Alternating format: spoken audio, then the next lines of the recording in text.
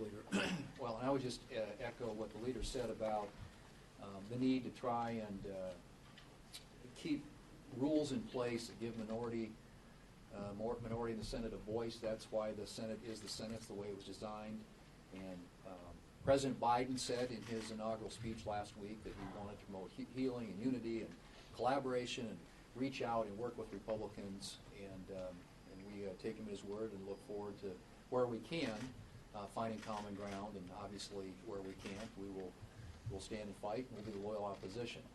But it was unfortunate that Senate Democrats, Leader Schumer, had a different point of view when it came to the filibuster, and I'm grateful, as the leader pointed out, to Senators Manchin and Sinema for their willingness to step forward and say that we will protect the legislative filibuster. I think having that on the record pretty much ensures that, at least for the foreseeable future, we'll be able to maintain the 60-vote threshold when it comes to most legislation and ensure that minority voices and votes are represented in the United States Senate.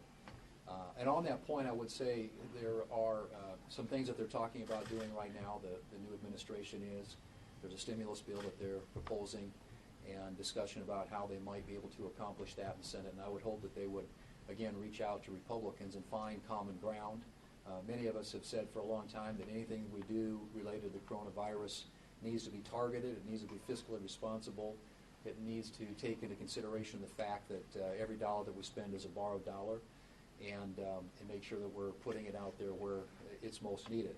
And the increase in checks that have been talked about from $600 to $1,400, there was some analysis that came out that suggested that you could, for the amount of money that it would take to do that, literally wipe out the income tax liability for 9 years for everybody in the 50% lowest income tax categories in this country. And that's a lot of money. And I think it makes sense for us as we go through this to take a really hard look at how we're spending every one of those dollars and ensuring that it is targeted, it is fiscally responsible, and it's responding to a real need that's out there. Republicans are ready to work with the new administration, ready to work with the Democrats here in the Senate, and we hope that they will follow through on the new president's commitment to work in a constructive, bipartisan way and consult with Republicans so that we can get some good outcomes for the American people.